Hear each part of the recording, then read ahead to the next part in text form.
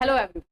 UP में vacancy तो नहीं आ रही है, लेकिन वैकेंसी से रिलेटेड अफवाहें और बहुत सारे कंफ्यूजन और बहुत सारी चीजें जो है फैलाई भी जा रही हैं। और एक्चुअली में नियम में बदलाव भी हो रहा है। बहुत सारी चीजों में नियमावली में चेंज कर दिया गया है, जिसकी वजह से कुछ जगहों पर बच्चे जो है विरोध कर रहे हैं इसका। और हमने इसके बारे में आपको इन्फॉर्मेशन हमारा जो दूसरा चैनल है कैटलिस्ट सोनी जो चैनल है उस पर हमने आपको दिया हुआ है।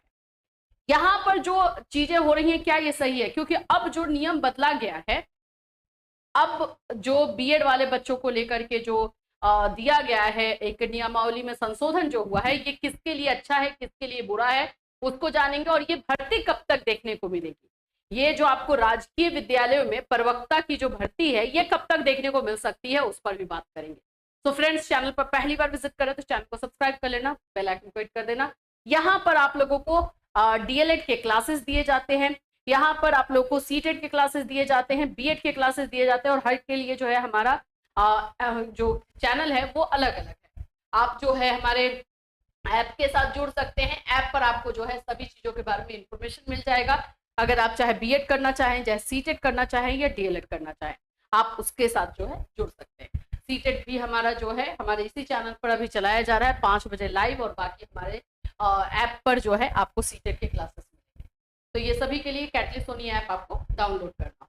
चलिए आ जाते हैं हम लोग यहाँ पर राजकीय विद्यालयों की प्रवक्ता भर्ती में क्या चेंज हुआ है। भाई उसमें बीएड को शामिल कर लिया गया। बीएड को शामिल दैट मींस बीएड को अनिवार्य कर लिया गया, कंपलसरी।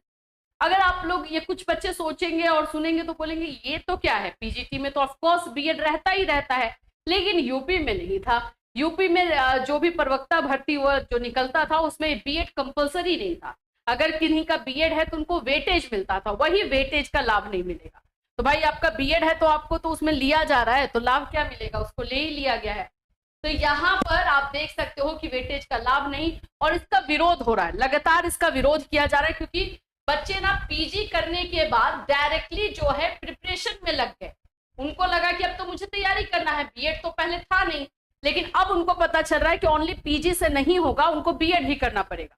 तो अब 2 साल उनको बीएड में निकालना होगा, तो इसलिए जो है ये प्रॉब्लम आई।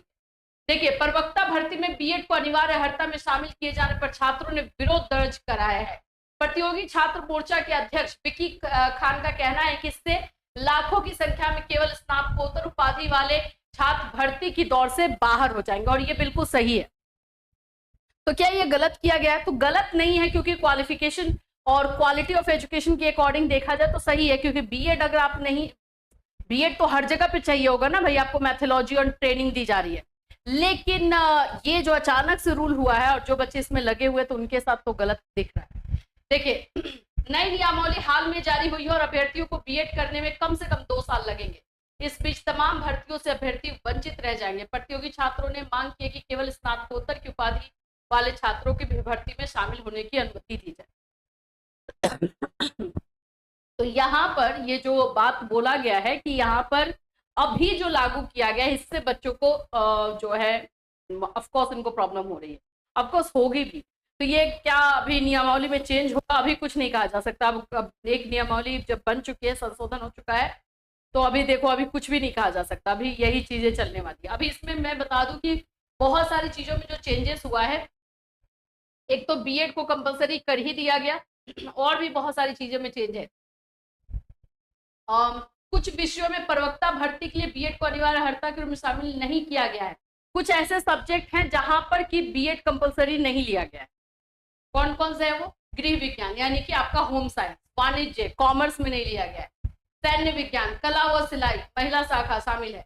प्रवक्ता भर्ती के लिए पहले केवल स्नातकोत्तर की उपाधि की अनिवार्य अर्हता होती थी। राजकीय व मान्यता प्राप्त प्रशिक्षण संस्थान से एलटी डिप्लोमा या भारत में विधि की ओर से स्थापित किसी विश्वविद्यालय से शिक्षा शास्त्र में स्नातक और नई नियमावली में अधिमानी अर्हता की व्यवस्था को समाप्त कर दिया गया। तो ये सारे नियमों में चेंज हुए हैं। अब हम बात कर लेते हैं कि ये वैकेंसी हमें देखने को कब मिलेगी। टोटल नंबर ऑफ वैकेंसीज कितनी है?